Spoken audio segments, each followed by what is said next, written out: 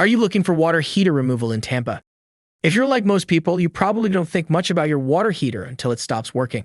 Then it's a mad scramble to find someone who can come out and fix it or replace it. But what do you do when it's time to get rid of an old water heater? You can't just put it out on the curb with the rest of the trash. It's too big and heavy.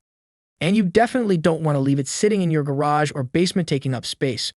So, what's the best way to dispose of an old water heater?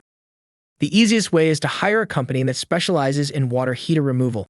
At Trash Wizard, our professional staff will come out and take care of everything for you, from disconnecting all the piping and electrical connections to loading up the old water heater and hauling it away.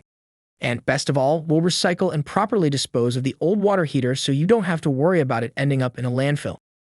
So if you're looking for the easiest and most hassle-free way to get rid of an old water heater, hiring the professionals at Trash Wizard Junk Removal Tampa is the way to go.